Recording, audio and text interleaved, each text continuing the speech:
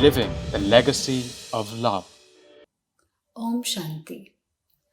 प्रेम की विरासत, legacy of love. ईश्वरीय पालना के निमित्त इस नए प्रोजेक्ट के लॉन्च में आप सभी का हार्दिक स्वागत है। कहा जाता है कि इस जहां में इश्क तब तक मुकम्मल नहीं होता जब तक खुदा से नहीं होता, और हमारे ब्राह्मण परिवार में तो खुदा पर फिदा हो जाने वालों की एक लंबी फहरिस्त है, बहुत लंबी लिस्ट है। हमारी दादियाँ, हमारे दादा और बहुत से महानुभावों ने उस ईश्वरीय प्रेम की, उस रूहानी प्रेम की विरासत हम सभी को दी है। और वक्त का पहिया घूमते घूमते इस मुकाम तक आ पहुंचा है जहां विश्व परिवर्तन के जो नज़ारे हैं और भी स्पष्ट नजर आने लगे हैं। तो एक तरह से इशारा है और अधिक पुरुषार्थ करने का, और अधिक गहराई में जाने का, और अधिक योग करने का, और अधिक प्रभु प्रेम में लीन हो जाने का। तो इन सभी बातों को ध्यान में रखते हुए इस प्रोजेक्ट का जन्म हुआ है। और पिछले कुछ समय से हमने दो बातों को बहुत मिस किया है। एक है हमारा मीठा मधुबन और दूसरा हमारी दादियाँ। तो इस प्रोजेक्ट में हम अपने पूर्वजों से जुड़ने का प्रयास करेंगे। एक बहुत लंबी चौड़ी टीम है जिसने इसमें सहयोग किया है, सेवा की है, और आज मेरे साथ राघव भाई है जिसने भी इस प्रोजेक्ट में बहुत सहयोग किया है। तो मैं राघव को भी आमंत्रित करती हूँ, और मैं और राघव आज इस शाम में आपके साथ हैं। तो राघव, आप प्लीज अपना अनुभव बताएं, आपके क्या विचार हैं इस प्रोजेक्ट को लेकर। ओम शांति पवित्र बहन। आज बहुत ही खुशी का दिन है क्योंकि आज हम सब living the legacy of love इस प्रोजेक्ट के लॉन्च के लिए मिले हैं। इस वर्ष 2020 में खासकर सोशल डिस्टेंसिंग हमारे जीवन का एक अभिन्न हिस्सा बन चुकी है।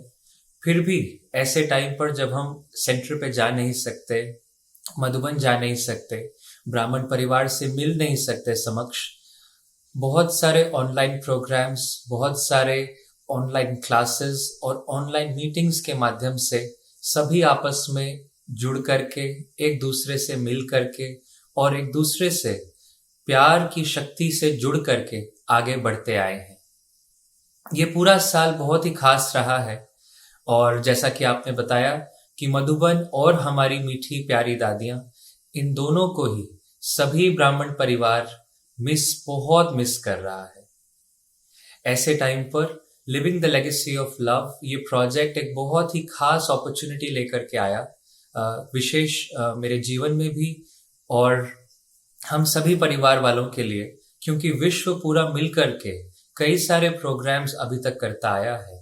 हम छोटे छोटे संगठित योग के प्रोग्राम्स भी करते आए हैं, पर ये एक ऐसा खास प्रोग्राम है जहां पर हम सब मिलकर, पूरे विश्व से ब्राह्मण आत्माएं मिल करके एक समय पर रोज योग का साकाश और योग का दान पूरी सृष्टि को दे सकते हैं। साथ ही इस प्रोजेक्ट की खास बात ये रही कि हम सब ने दूर रहते हुए भी, अलग अलग देशों से, अलग अलग शहरों में रहते हुए भी इतनी अच्छे से एक दूसरे से मिल करके इस प्रोजेक्ट को आगे बढ़ाया। जितना भी सारा प्रोजेक्ट को प्रिपेयर करने के लिए मीटिंग्स हमने की, जो भी हम सब ने मुलाकात की, सब ऑनलाइन माध्यम से हुई, और उन सब में बहुत सारे नए आत्माओं से, अपने परिवार के भाई बहनों से मिलने का मौका मिला। तो मुझे लगता है कि ये एक बहुत ही अच्छा एक्सपीरियंस अभी तक रहा है, और इस प्रोजेक्ट के माध्यम से बहुत सारी आत्माओं को दादियों से मिलने का मौका मिलेगा, मधुबन को दोबारा देखने का मौका मिलेगा, दादियों के विशेष प्यार की शक्ति को अनुभव करने का मौका भी सभी को इस प्रोजेक्ट के माध्यम से मिलेगा। बहुत अच्छा अनुभव।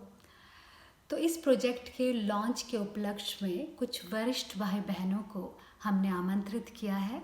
तो चलिए अब उनसे सुनते हैं।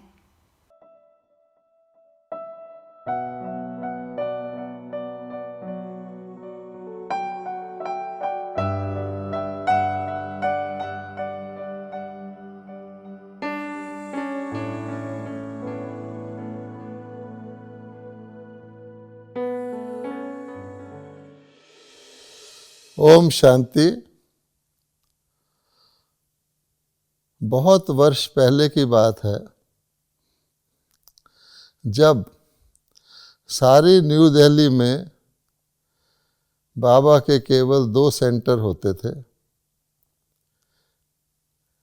एक तो साउथ एक्सटेंशन सेंटर, जहाँ मोहिनी बहन जी जो अब न्यूयॉर्क में हैं वो रहती थी, और एक दूसरा सेंटर था सफदरजंग में। वहाँ उस समय लक्ष्मी बहन जी रहती थी। तो दोनों ही सेंटर किराए के मकानों में थे, और उन दिनों किराए बहुत तेज़ी से बढ़ रहे थे। तो सफदरजंग सेंटर के मालिक एक सरदार भाई थे, तो उनके अंदर इच्छा हुई कि वो हमारा सेंटर खाली करवा लें ताकि उसको ज़्यादा किराए पर दे सकें।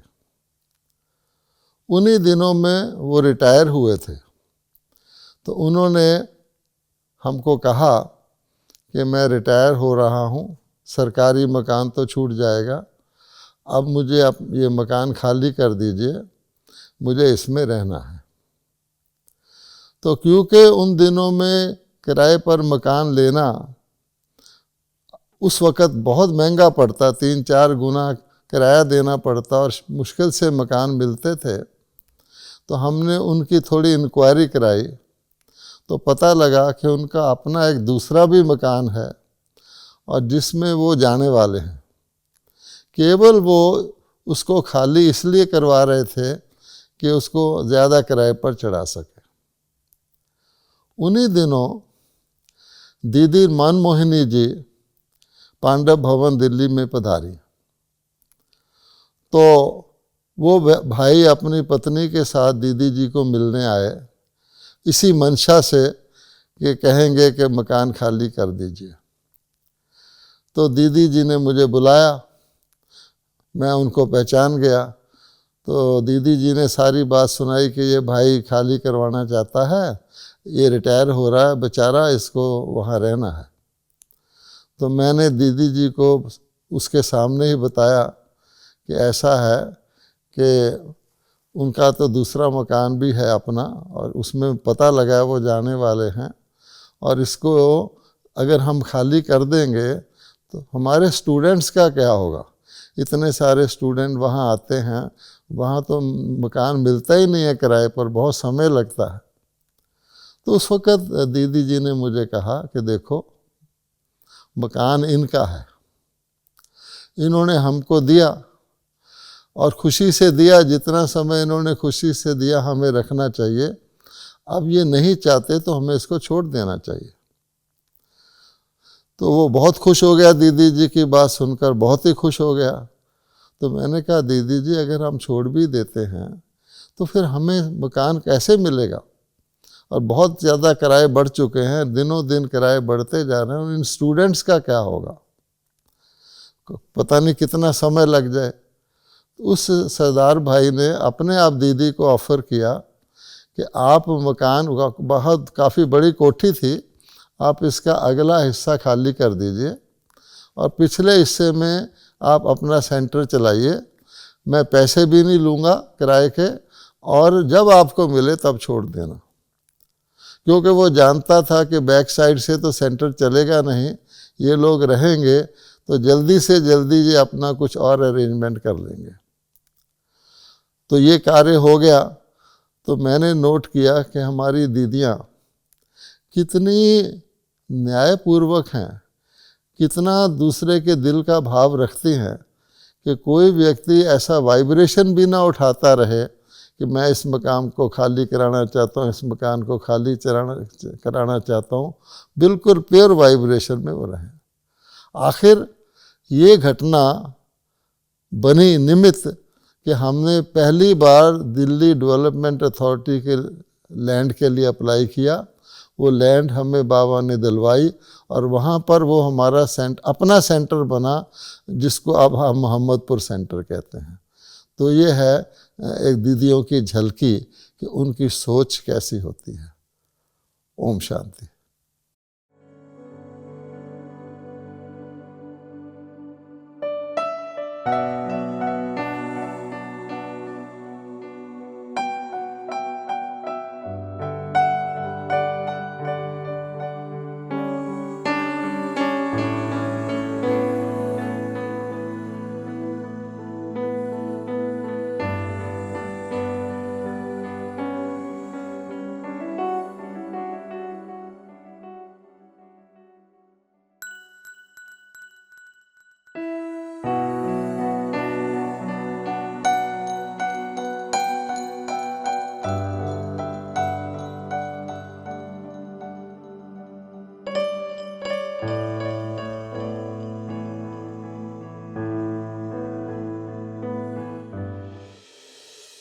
वैसे ही हमारी दादी ब्रिजिंद्रा, जिस दादी ने सबसे पहले परमात्मा शिव का अवतरण देखा ब्रह्मा के तन में, उनका भी जीवन एक ऐसा तपस्वीमयी, त्यागमयी, औरों को प्रेरणा देने वाला था। जिस दादी के साथ हम कम से कम 25 बरस तक रही और दादी को हमने बहुत नज़दीक से देखा, इतने बड़े परिवार की होते हुए और बहुत लाड और प्यार से पली हुई होते हुए रानियों के साथ बैठने वाली, उसने एक धक से त्याग किया और उनका जो सिंपल जीवन है वो हम सभी के आगे एग्जाम्पल रहा। दादी ब्रिजिंद्रा का निश्चय, उनका नष्टो मोह की स्थिति, ये तो देखने और सीखने जैसा ही था। दादी का लौकिक बच्चा जो 35 बरस का था, उसने जब बॉम्बे में हॉस्पिटल में शरीर छोड़ा और बाबा ने उनको विशेष सेवा के लिए दादी को वहाँ रखा, जब अंत का समय था तभी डॉक्टर पूछ रहे थे कि इनके कोई नज़दीक के जो रिश्तेदार है उनको बुलाइए, हमको इनके बारे में, पेशेंट के बारे में कुछ कहना है। तो दादी ने कहा आप हमारे को बताओ इसकी क्या कंडीशन है। उन्होंने कहा आप इनके कौन लगते हैं? तो बोला मैं इसकी मदर हूँ। तभी डॉक्टरों को भी बड़ा आश्चर्य लगा दादी को देख के। उन्होंने कहा कि आप इनकी स्टेप मदर है क्या? क्योंकि दादी की वो अचल, अडोल और नष्टो मोह की जो स्थिति थी, वो स्थिति ही अनेक आत्माओं को परमात्मा का बनाने के लिए निमित्त बनती थी। उसी प्रकार हमने देखा कि दादी जो भी मधुबन से डायरेक्शन आता था उसको स्वयं भी बहुत ध्यान से फॉलो करती थी और उनके जीवन का एक ही लक्ष्य था कि हमारे को ब्रह्मा बाप को प्रत्यक्ष करना है, हमारे को जरूर बाप को फॉलो करना है। ये लक्ष्य होने के कारण हम सभी का भी ध्यान खिंचवाती थी। एक छोटा सा प्रसंग याद आता है, उनका कर्मों के ऊपर कितना अटेंशन था इस पर से आप लोगों को मालूम पड़ेगा। एक बार ऐसा ही एक भाई अपने ऑफिस में से कुछ टाचनियाँ और रबड़ बैंड लेके आया था। दादी ने जब ऑफिस में देखा सायन में, तो ये रबड़ बैंड और टाचनियाँ देखने के बाद दादी ने पूछा ये किसने लाई? तो बताया ये फलाने भाई ने लाई। दादी ने उसको बुलाया और उसको पूछा ये आपने कहाँ से लाया? तो कहा मैंने ऑफिस से लाया। दादी ने कहा आपने पूछ करके लाया? बोला नहीं, हमारे पास तो ऑफिसर भी ऐसा ही ले जाते हैं, सब ले जाते हैं, तो मैं भी ले आया। तो दादी ने कहा नहीं, वो अज्ञानी हैं और आप ज्ञानी हैं, आपके कर्मों में बहुत बड़ा अंतर होना चाहिए। आप जहाँ से लेके आए वहाँ से ही कल ये जा कर के रख देना, छोड़ के आना। मतलब उनका कर्मों के ऊपर इतना अटेंशन था और हमारा भी इतना ही अटेंशन खिंचवाती थी। हम सभी के लिए एक आदर्श थी और आदर्श बन करके हमें भी जीवन का एक ऐसा उदाहरण बनाने के लिए वो प्रेरणा स्तोत्र बनी। कितना सुंदर एहसास है हमारे वरिष्ठ भाई बहनों को सुनने का, उनके विचार जानने का। तो राघव, क्योंकि सभी मधुबन को मिस कर रहे हैं, तो आप प्लीज़ अपना अनुभव बताएं, क्या मिस करते हैं आप मधुबन के बारे में, और जो भी आपके खास अनुभव है मधुबन के वो हम सभी के साथ शेयर करें।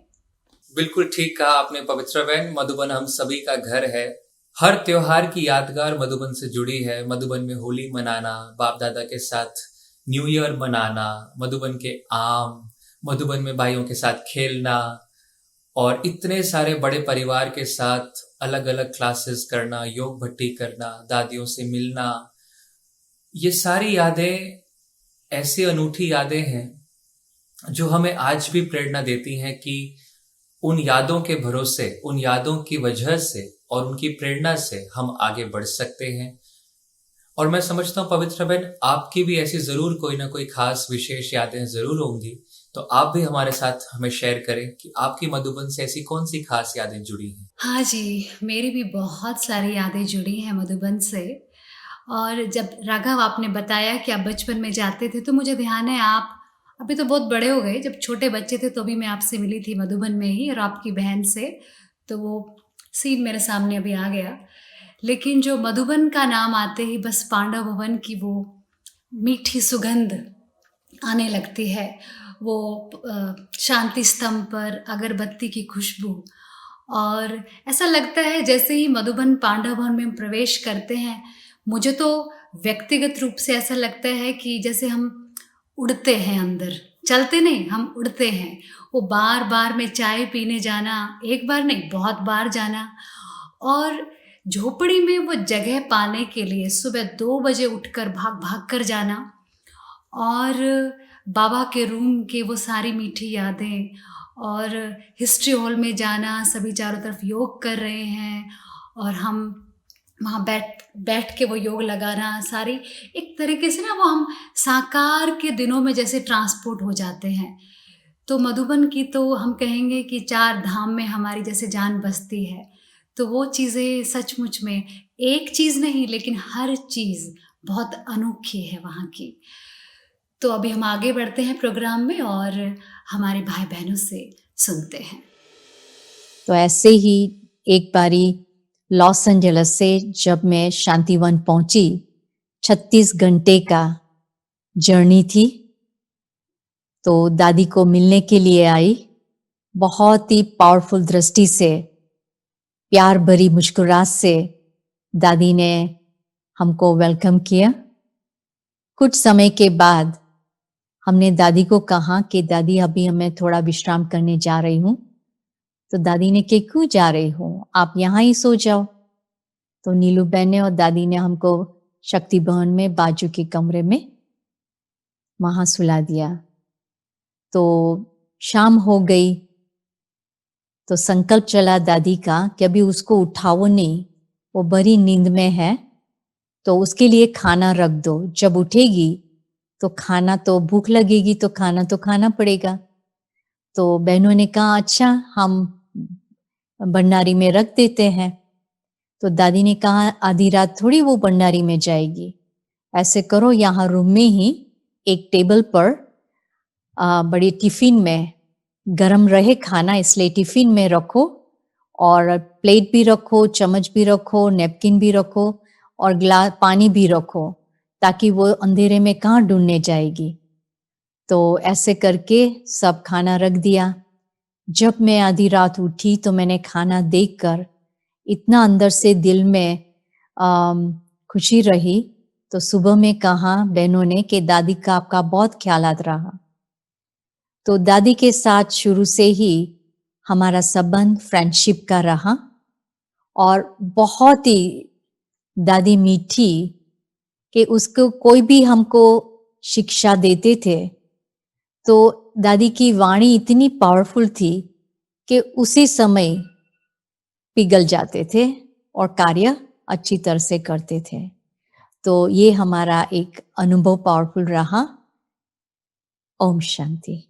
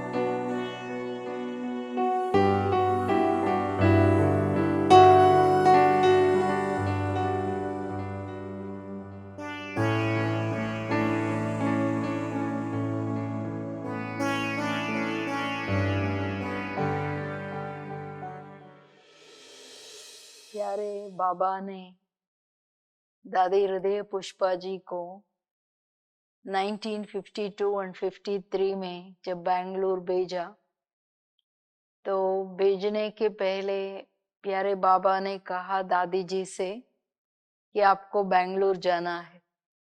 दादी जी ने कहा कि मैं तो ना भाषा जानती हूँ, ना कोई मुझे पहचान है, मैं बाबा वहां जाके क्या करूंगी।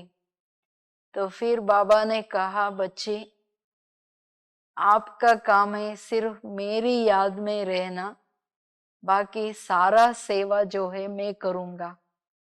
तो इसी एक बात पर दादी जी को इतना अटल विश्वास, इतना एक निश्चय था जो कभी अंत तक मैंने देखा, उसमें कभी हिले नहीं, ना कोई क्वेश्चन। क्योंकि जब दादी जी आए, जो 5 रुपए दिया था वो भी कूली ने ले लिया। बाद में जो सेवाएं शुरू हुई तो वो सारा दादी जी का एक्सट्रीम त्याग और तपस्या के आधार से, जो लोग आए दादी जी के सन्मुख में उनको साक्षात्कार होता था। साक्षात्कार में वो लोग देखते थे, क्योंकि भाषा नहीं जानते थे, भावना की भाषा देते थे। वो लोग ऐसे विदेही हो जाते थे, उड़ जाते थे, जो सुध बुध भूल जाते थे। ऐसे जो तपस्या से सेवाएं हुई, पावरफुल वारिस बच्चे निकले, जो अभी देश विदेश में और सारे सब जोन्स में बेहद सेवाओं में उपस्थित है। और बाद में भी मैंने देखा दादी जी जब बैठते थे 6-6 घंटा 7-7 घंटा योग में, तो जो नए नए भी आते थे उनके आंखों में हम तो बाबा को देखते थे, उड़ जाते थे, नए भी गुम हो जाते थे। तो वो तपस्या के आधार से इतना शक्तिशाली, सदा इतना एक बल एक भरोसे पे हर परिस्थिति को जो पार किया, जो मैंने आंखों से देखा ही नहीं, अनुभव किया कि एक बल एक भरोसे का हमें भी पाठ पढ़ाया और कहा, बाबा की ये महावाक्य है। कोई भी जब सेवा में अनन्य कहीं जाते थे या चले जाते थे, या कुमारियां भी चली जाती थी, तो दादी कहती थी एक जाएगा तो 20 आएगा। कभी भी किसी के भरोसे पे सेवा नहीं करना, ना किसी को आधार बनाना, इसमें बहुत शक्तिशाली रहना, क्योंकि सारा कार्य कराने वाला बाबा है। करनहार करावनहार सब कुछ बाबा है, हम निमित्त है। ये हर कदम में हमें पाठ पढ़ाया। और दादी जी को हर यज्ञ की एक एक पाई, एक एक चीज की महत्व था। और वो कहते थे यज्ञ की हर चीज सफल करना है, थोड़ा भी ऐसे वैसे ना हो। तो एक नामी और एकानामी का अवतार थे, और कहते थे हर एक का भाग्य बनाना है, वेस्ट करेंगे तो उनका भाग्य में फर्क आएगा।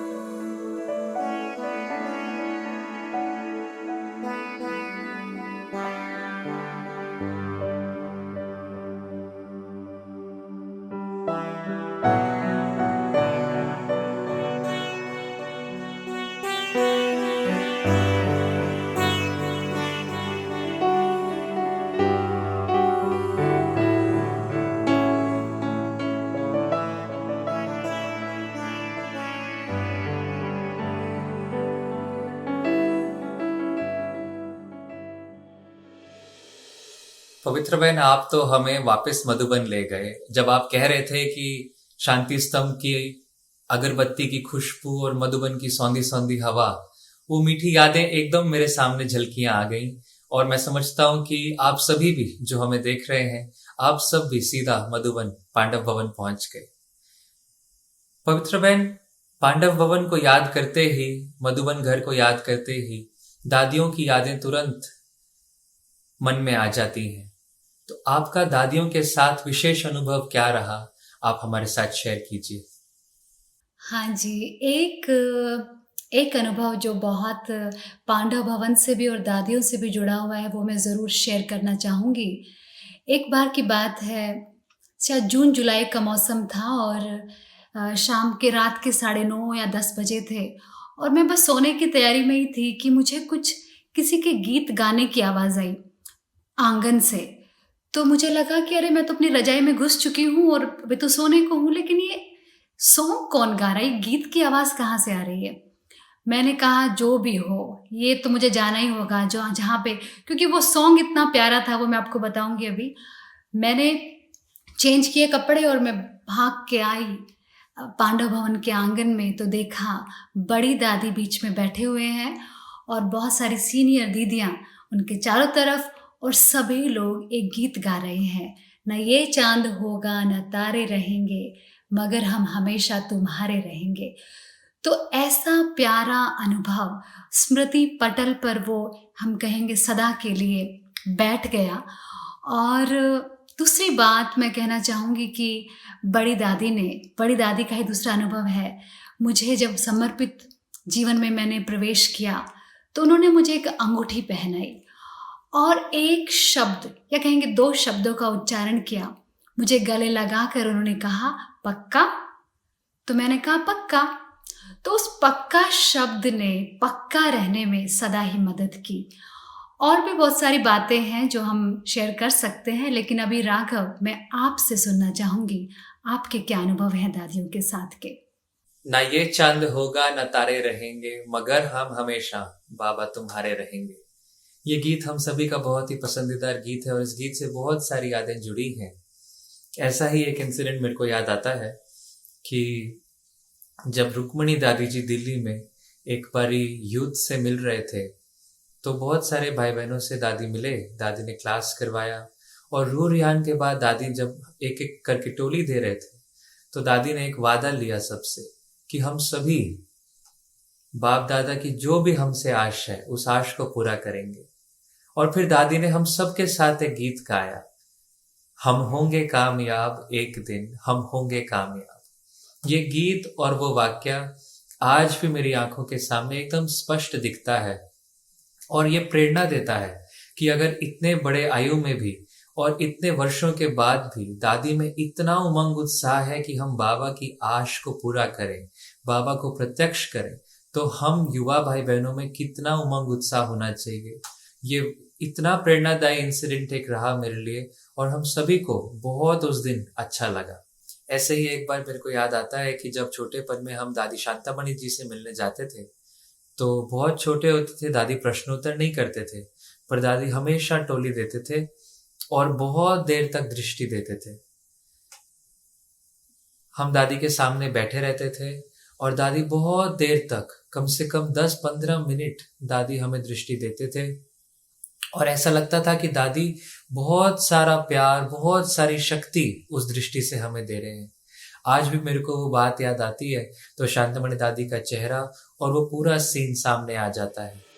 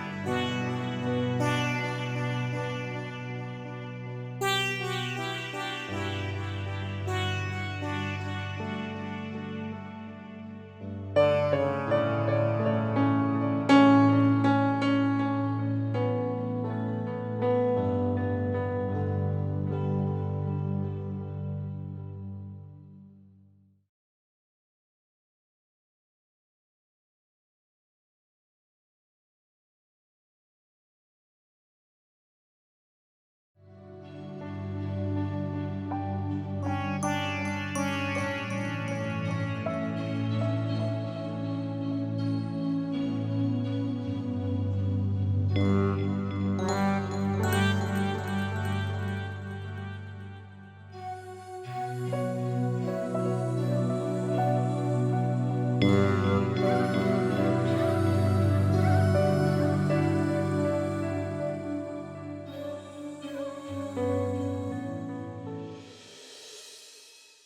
शांति।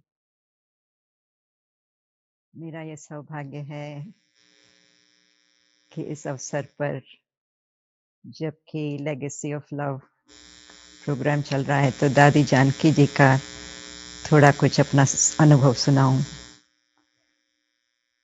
शिव बाबा और ब्रह्मा बाबा के जो पालना से पली हुई दादी, इतनी श्रेष्ठ व्यक्ति, उसके संपर्क में आना ही मैं अपना बहुत भाग्यशाली समझती थी और अभी भी समझती हूँ। तो उनके संपर्क में, संबंध में 2-3 बातें याद आ रही है कि दादी एंड तक भी मुझे जो पालना मिली है बाप दादा से, मैं सबको दिलवाना चाहती हूँ या सबको वो मिलना चाहिए, ये तमन्ना थी। और न सिर्फ तमन्ना थी, चाहना थी, लेकिन कर्म में भी दिखाई देता था कि जो जो उनको मिला है हमें प्राप्त हुआ है। और उस खास करके दादी का ये था कि 2-4 मिनट भी किसी के साथ में बिताऊं, लेन देन करूं, दृष्टि दो, तो फिर उनको ये पालना की जैसे कि भासना आएंगी। तो भासना भी बहुत मानती थी दादी। और मेरा खुद का अनुभव है कि 2-3 मिनट के अंदर भी जब भी छुट्टी लेने जाओ या कुछ भी करने मिलने जाओ, चाहे अपनी तबीयत कैसे भी हो, लेकिन हमारे से मिलती जरूर थी। दूसरा दादी का था कि संगठन की शक्ति में वो मानती थी। और अभी भी वो याद आता है कि दादी का कमरा, छोटा सा कमरा, और सबको बुलाती थी, खास करके रात के टाइम या कभी भी। और हम लोग कहते थे कि हम इतने लोग हैं, नहीं आ सकेंगे छोटे कमरे में, लेकिन दादी कहती किसी को मना नहीं करती थी। और जितना ही छोटा कमरा इतना ही बड़ा हो जाता था जबकि कोई भी आता था। तो वो वार्मथ की जो फीलिंग है, जैसे कि गरमाइश जो होती है ना, प्रेम की गरमाइश, उसकी अभी तक भी ये भासना अभी आ रही है। दूसरा कि एक अवसर मेरे याद आ रहा है कि मुरली के लिए जो दादी की भावना थी, एक तो है कि हम बुद्धि से समझते हैं ये महावाक्य हैं ईश्वर के, लेकिन दादी का बिल्कुल प्रैक्टिकल में मैंने देखा कि एक बार मैं मुरली पढ़ने के लिए जा रही थी, तो दादी से मिलने गई उसके पहले जीआरसी में। तो दादी पूछ रही थी कौन आज मुरली पढ़ रहा है, और किसी ने कहा ये पढ़ रही है। तो मेरे तरफ देख करके उसके जो एक्सप्रेशंस जो थे, मुरली आप पढ़ रही हो, बाबा की मुरली आप पढ़ रही हो। तो बाबा की मुरली के लिए उनका जो सच्ची-सच्ची दिल में न सिर्फ नशा, लेकिन वो रुआब जो मैंने देखा, आज तक भी मुझे याद है। और जब भी मुरली सुनाने जा रही हूँ या पढ़ने जा रही हूँ, और जब दादी का चेहरा थोड़ा-सा सामने आता है, तो बहुत ही अंदर में लगता है कि वो दादी की एक्सप्रेशन याद आती है कि बाबा की मुरली सुन रही हूँ, सुना रही हूँ। तो ऐसे 2-3 बातें तो मैंने सुना दी, लेकिन बहुत सारी बातें हैं और जो दादी की हमारे दिल में छप गई है, और मैं समझती हूँ सभी के ही दिल में छपी होंगी। तो उस यादगार के रूप में जो रह गया है, उसके लिए बाबा को, ड्रामा को, और खास करके दादी को तो अभी एंजल के रूप में थैंक्स करेंगे। तो thank you to the family also कि हमको ये अवसर दिया शेयर करने का। ओम शांति।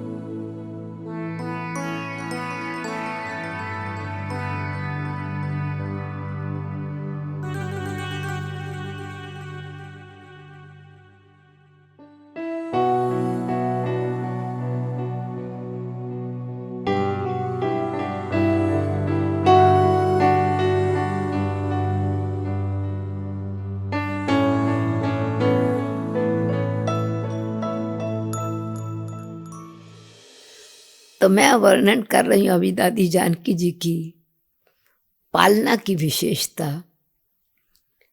प्रेम भरी पालना, साथ साथ पढ़ना, साथ साथ खेलना, साथ साथ खाना, और ध्यान कितना रखना। दादी जी की एक विशेषता तो है ही, क्योंकि दादी माँ की तरह और दादी सत्य शिक्षक की तरह तो है ही, परंतु कितना ध्यान रखना स्वाभाविक रीति था दादी जी के लिए। मुझे याद है मैं हर ट्यूसडे को हंसलों में क्लास कराने जाती थी, एयरपोर्ट के पास स्थान है। तो हमेशा वहाँ के मरवा भाई जी, विष्णु भाई हम उनको बोलते थे, वो हमको लेके जाते थे फिर वापस छोड़ के जाते थे। एक दिन ऐसा हुआ, उनकी तबीयत ठीक नहीं थी, तो मैंने कहा कोई बात नहीं, मैं ट्रेन में चली जाऊंगी। तो क्लास करा के रात को, शाम का क्लास होता था, क्लास पूरा हुआ, मैंने कहा विष्णु भाई जी आप कोई का प्रबंध करने की ज़रूरत नहीं, मुझे सीखना है ना कैसे यहाँ से जानते हैं, ट्रेन कैसे पकड़नी होती है, यूट्यूब से कैसे जाना होता है, क्योंकि मैं भी नई नई गई थी यूके में, लंदन में। तो मैं ट्रेन में आई, मैं दादी जी को फ़ोन किया, जयंती बहन को बताया कि मैं ट्रेन में आ रही हूँ। दादी जी को संकल्प था, मेरे को था कि मैं आ रही हूँ तो मैं घर पहुँच जाऊँगी, ट्रेन स्टेशन से तो घर कोई दूर नहीं था। तो दादी जी ने सोचा रात है अकेली कैसे आएंगी, तो दादी ने जयंती बहन को लिया, वो स्टेशन पर गई। और मुझे ये था अभी लेट हुआ है, दादी को क्यों बताऊं, फ़ोन करूं कि मैं स्टेशन पर आई हूँ, मैं तो घर पहुंच जाऊंगी, मैंने तो बता दिया था मैं पहुंच जाऊंगी। पर दादी के अंदर मन की भावना ये थी नहीं रात का समय है।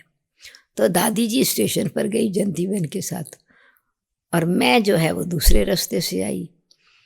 अब मैं यहाँ घर में आई तो मेरे को ये भी है, दादी जी भी नहीं, जयंती बहन भी नहीं, और तो कोई सेंटर पर था भी नहीं, उस समय कोई नहीं रहता था। तो मुझे तो यही था कि अभी दादी जी आ जाएंगी। दादी जी को चिंता, दादी जानकी को, कि अभी तक आई नहीं।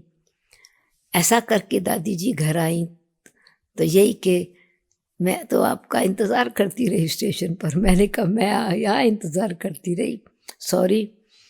तो ये मेरा कहने का मतलब ये है कि एक जिम्मेवारी, कंसर्न, ध्यान, और फिर विशेषता दूसरी भी ये कि हम जहाँ भी जाते, छोटा प्रोग्राम हो या बड़ा प्रोग्राम हो, उसमें अपना प्रेम भर देना, भावना भर देना, अपने अनुभव की शक्ति भर देना, वरदान भर देना, और मेन बात चर्निंग भर देना।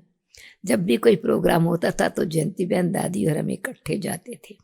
तो रास्ते में दादी जी उस टॉपिक पर चिट चैट करती थी, तो कहती थी कि मैं तो भाषण नहीं करूँगी, भाषण तो आप लोग करोगे, परंतु भाषण की जो लहर क्या होनी चाहिए, उनकी भावना कितनी श्रेष्ठ थी। तो ऐसे दादी ने हमको ये एक कॉन्फिडेंस बिठाया। जयंती बहन एक बारी नहीं थी, तो मेरे को भाषण करना था इंग्लिश में, नई थी तो थोड़ा संकोच था कि इतनी बड़ी प्रोग्राम में मैं कैसे भाषण करूँगी। मैंने दादी जी को कहा, दादी जी कोई इंग्लिश बहन कर ले ना, क्योंकि इंग्लिश में लेक्चर है।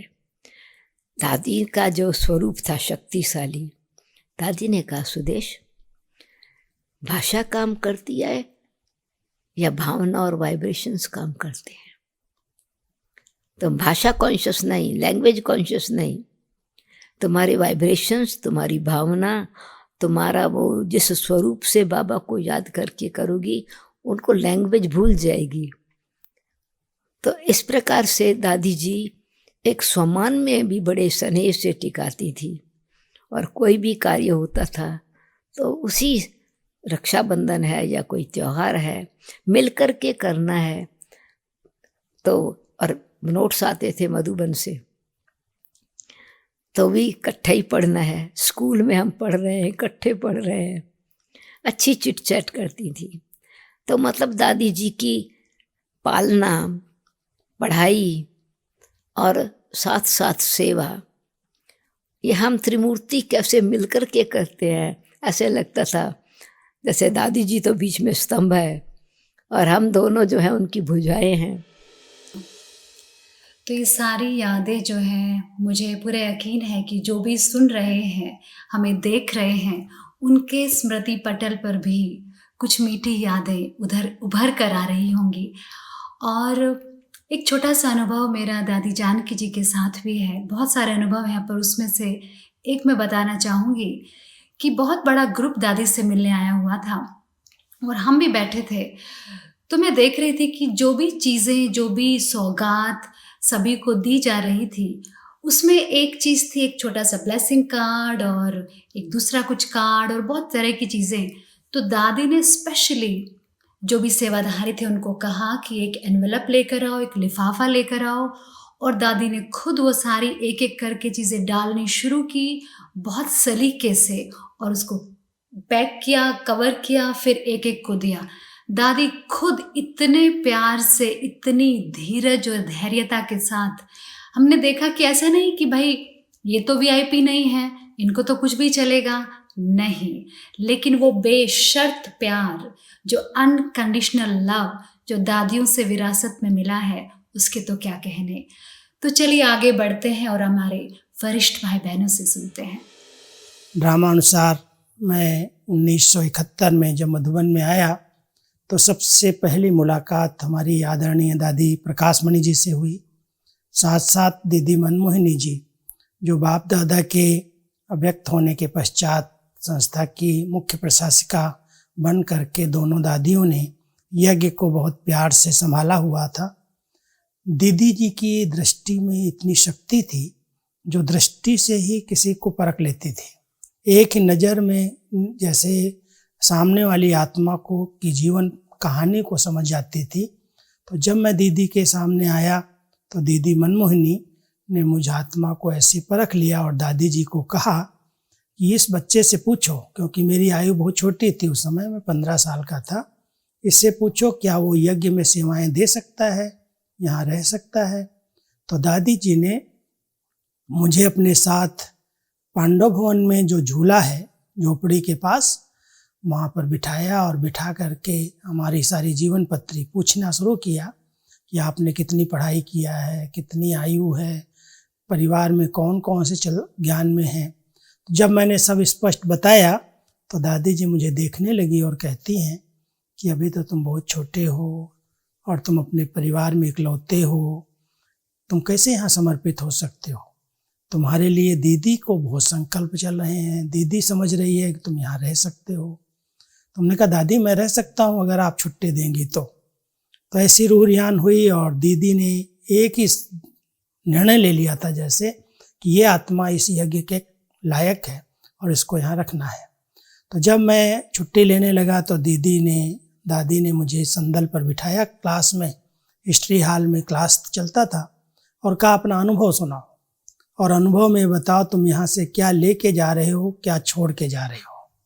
तो मैंने यही कहा कि हम इतने बड़े परिवार का इतना सुंदर प्यार परिवार छोड़ के जा रहा हूँ और मैं जो भी यहाँ का स्नेह मिला है वो साथ ले करके जा रहा हूँ। तो ऐसे जब सुना रहा था तो अंदर से मेरी आवाज़ निकल गई कि दीदी दादी अगर मुझे यहाँ रहने की छुट्टी देंगी तो मैं यहीं समर्पित होकर सेवा करूँगा। तो दीदी ने कहा कि जाओ तुम अपने पिताजी से छुट्टी लेकर के, चिट्ठी लेकर के 1 साल पढ़ लो और फिर वापस आ जाओ। ऐसे जैसे वचन मिला और मैं गया और 1972 में 72 में मैं फिर से समर्पित हो गया। फिर दीदी और दादी की इतनी अच्छी पालना मिली, इतना स्नेह मिला, शक्ति मिली, और दीदी के पास जो शक्ति थी जिनसे अनेक आत्माओं को स्वर्ग के साक्षात्कार हो जाते थे, क्योंकि उनकी एकाग्रता, उनकी साइलेंस पावर, उनमें परखने की शक्ति बड़ी वंडरफुल थी। एक नज़र से ही जैसे सबको जान जाती थी और दादी जी उनको पूरा साथ देती थी।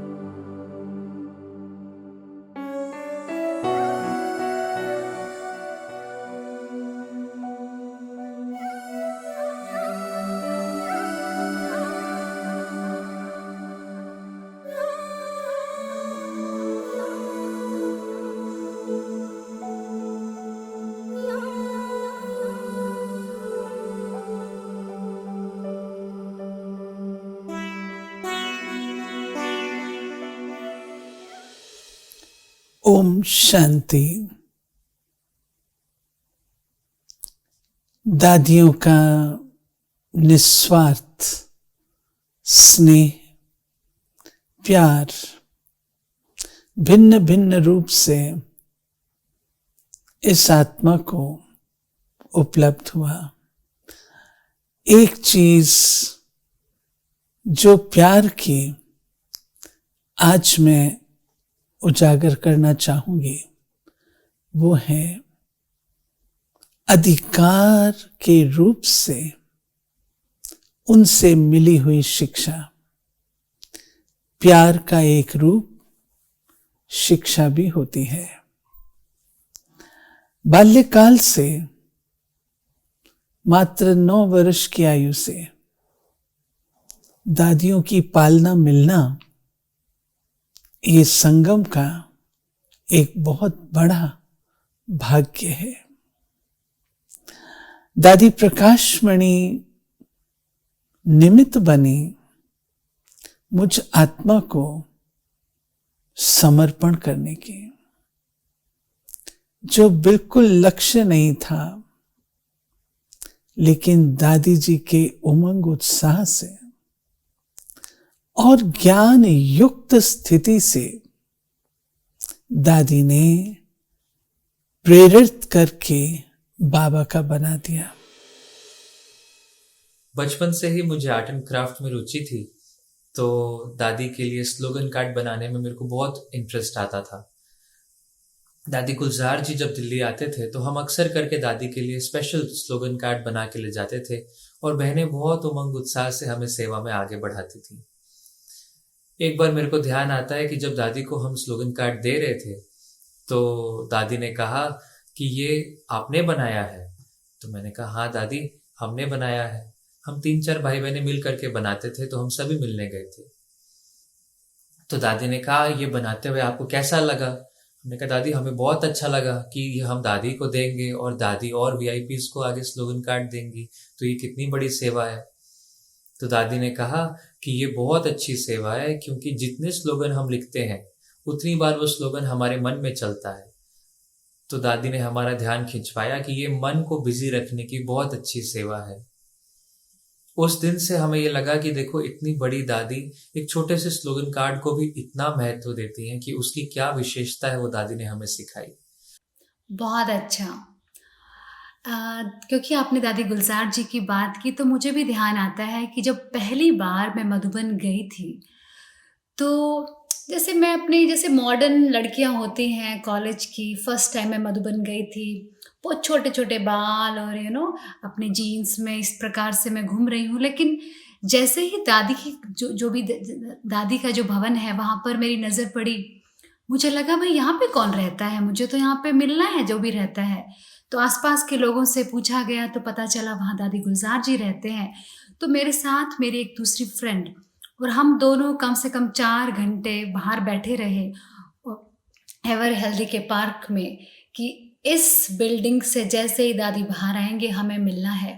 और ये बात 20 साल पहले की है, तो उस समय दादियों से मिलना थोड़ा आसान रहता था। और 4 घंटे बाद हमें अंदर जाने का मौका मिला। तो नीलू बहन ने कहा ज़रूर आओ मिलो। हम दादी से मिले पहली बार और दादी ने पहला सवाल किया, ब्रह्मा बाबा आपको कैसा लगता है? आपका प्यार है ना ब्रह्मा बाबा से? एक छोटी सी सौगात ब्रह्मा बाबा की फ़ोटोग्राफ हमें दी। और वो भी जैसे कहेंगे ना कि एक ब्राह्मण जीवन का एक फाउंडेशन हो गया कि आपको शिव बाबा से प्यार है, ब्रह्मा बाबा से भी उतना ही प्यार और आदर होना चाहिए, तभी हम इस BK लाइफ में आगे बढ़ते हैं। और साथ ही एक छोटी सी घटना, जब मैं पहली बार ORC का जो फाउंडेशन स्टोन था, नींव रखी जा रही थी, तो पूरा दिल्ली जोन वहाँ पर है। और उस समय मेरे लिए पहली बार था कि मैं तीनों दादियों को पहली बार साकार रूप में देखूं। पहली बार जैसे वो तीनों स्टेज पे आए तो मुझे लगा कि ये मुझे क्या हो गया है। मेरे आँखों से झरझर आंसू बह रहे हैं। मेरे आसपास लोग मस्त हैं, व्यस्त हैं, अपने दादियों के लिए तालियां बजा रहे हैं और बहुत दूर हैं मुझसे, लेकिन मेरी आंखों में वो आंसू आते जा रहे हैं, तब एहसास हुआ इस प्यार को किसी को प्रूव करने की ज़रूरत नहीं है, इसके लिए कोई फिजिकल चीज़ की या करीब जाने की ज़रूरत नहीं है।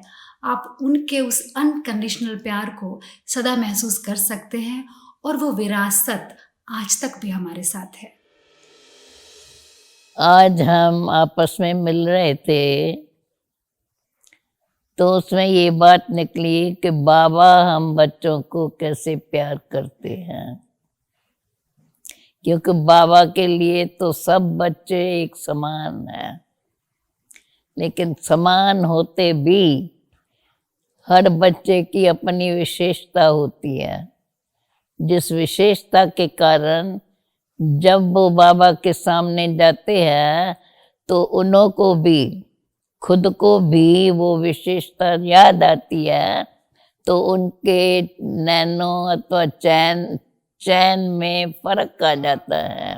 इसलिए कहा जाता है कि यहाँ जो भी बाबा के बच्चे हैं, बाबा तो सभी बच्चों को प्यार करते ही है, लेकिन बच्चे भी एक दो को देख करके खुश होते हैं और उन्हों को एक दो से प्यार बन जाता है। इसलिए हमें भी यह बात सीखनी है कि सदा हमारे अंदर सर्व के प्रति प्यार बना रहे। कोई भी बात है, किस भी प्रकार की है, वो कैसे भी बोलते हैं, हम उसके भाव को समझ करके, उसके स्नेह को समझ करके और उस बात को वर्णन कर सकते हैं। ये याद रखना है कि बाबा के बच्चे हम सब हैं, हम सब का एक दो से प्यार होना ही चाहिए। भले बाबा ने ये हमें काम दिया है, उसी काम के अनुसार हम वो बाबा कैसे हम बच्चों को शिक्षाएं देते हैं, कैसे हम बच्चों को ये प्यार की बात समझाते हैं। हम कुछ भी करें, लेकिन सबको हम प्यार की दृष्टि से देखें और प्यार से उन बातों को समझें। अगर इस प्रकार से हम चलते हैं तो हमें भी खुशी रहती है और जिनों के लिए हम बोलते हैं उन्हों को भी खुशी हो जाती है। इसलिए हमें ये जब जानते हैं, हम मानते हैं, क्योंकि हम तो एक जगह बैठे रहते हैं, तो बाबा ने जो हमें शिक्षाएं दी है, उन शिक्षाओं को हम अंदर ही अंदर मनन करते हुए, अर्थात उन शिक्षाओं को याद करते हुए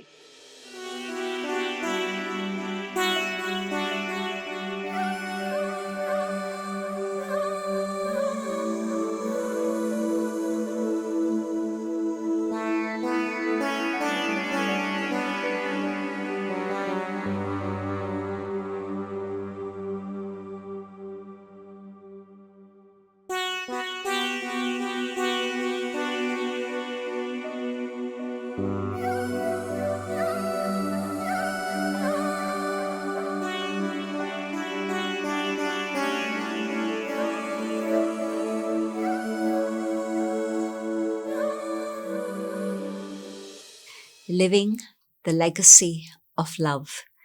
जो हमारे पूर्वज है, हमारा भाग्य है कि मुझे एक एक दादी, दीदी, दादाओं से पालना मिली हुई है, और उसमें भी हर एक के विशेष गुण, विशेष शक्तियाँ, विशेष पालना, सब कुछ याद रहती। और जितना जितना हम अपने पूर्वजों की पालना को याद रखते, उतना हम जैसे कि जड़ों से जुटे हुए रहते हैं, और साथ ही साथ जो बीज है, शिव बाबा है, उसके साथ हमारा बहुत घनिष्ठ संबंध और भी मजबूत होता जाता। तो मैं चाहेंगी कि हर रोज़ ये जो आगे के 2 मास चलेंगे, आप उसमें ये अनुभव करें कि एक एक पूर्वज द्वारा हमें कितनी सुंदर पालना प्यार की मिली हुई है। आज मैं छोटी सी एक कहानी सुनाती हूँ। हम हिस्ट्री हॉल में थे, ये 80s की बात होंगी, और अव्यक्त बाप दादा की पधरामनी एक गद्दी पर बनाई गई थी हिस्ट्री हॉल में, जहाँ दादी जानकी या बड़ी दीदी या दादी प्रकाश मणि बैठते थे, उस तरह खिड़की के नीचे जहाँ बहनों का तरफ है, तो वहाँ बस बिल्कुल पट पर गद्दी पर बाप दादा आए थे दादी गुलजार के तन में। और बाबा की पधरामनी विशेष एंड ऑफ जनवरी मास की थी, जबकि बाबा भारतवासियों का टर्न पूरा होने वाला था, फिर अपना कॉन्फ्रेंसेस और फिर उसके बाद में विदेशियों का टर्न होता था। तो उस समय थोड़े से ही मधुबन निवासी दादियाँ और अपने कुछ भाई थे, तो मेरा भाग्य था कि मैं वहाँ पर पहुँची थी, तो मुझे छुट्टी मिली कि मैं भी बैठूं। तो बाबा ने मुरली सुनाई, फिर मुरली के पश्चात बाबा एक एक व्यक्तिगत एक एक से मिलते रहे, दृष्टि भी दी और साथ साथ बाबा उन्हों को कुछ वरदान भी देते रहे। तो दादी मनोहर बाबा के सामने आई, तो बहुत मीठी दृष्टि बाबा से ले रही थी, और फिर बाबा ने प्रश्न पूछा, आपको मालूम है बाबा आपको कौन सा टाइटल देते हैं? तो बहुत मीठी प्यार से दृष्टि से वो सुन रही थी कि बाबा क्या कहेंगे। तो बाबा ने कहा कि बाबा आपको आलू मिनिस्टर कहते हैं। क्यों? क्योंकि कोई भी सब्जी में आप आलू डालो, आलू उसमें मिक्स हो जाता। ऐसे नहीं कहेंगे कि इसमें नहीं डालो, इसमें ठीक चलेगा, इसमें नहीं चलेगा, हर सब्जी में चलता। इसी तरह से बाबा देखता है कि तुम ऐसे आत्मा हो जो छोटे हैं, बड़े हैं, हमजिन्स है, कोई भी आता है बाबा के घर में, आप इतना प्यार से उन्हों के साथ मिलनसार बन जाते हो ताकि वो बाबा के घर में आराम से रह सके और आराम से बाबा के और नज़दीक आ सके। तो तभी बाबा कहते हैं कि तुम आलू मिनिस्टर हो। आप सोचो कि अव्यक्त बाबा कितना प्रेम से उस आत्मा को किस निगाह से देखते होंगे, और दादी मनोहर भी कितना सुंदर, उन्हों का बिल्कुल चेहरा हर्षित बहुत सुंदर बन गया था। तो इस तरह से मीठी मीठी यादें सब दादियों की हमारे दिल को आज तक भी उस प्रेम, उस लगन में भरपूर रखती है। ओम शांति। तो ये project living the legacy of love हम सभी के लिए एक बहुत ही खास मौका है। इस प्रेम की विरासत को, हमारे पूर्वजों की यादों को जागृत रखने का, और इसको सार्थक करने के लिए ये आवश्यक है कि हम इसे जारी रखें।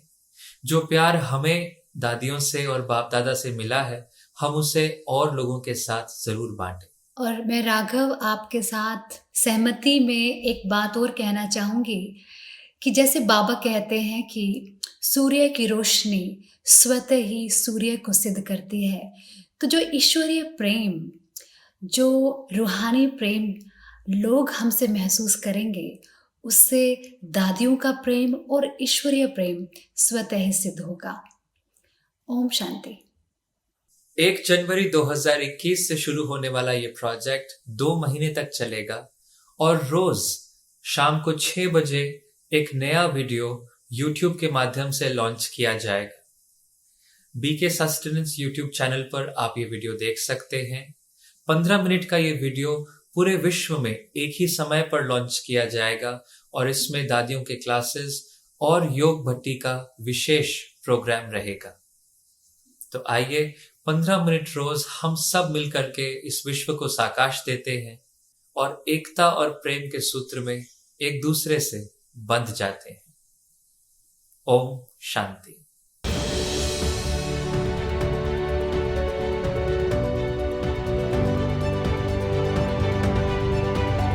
Living the legacy of love.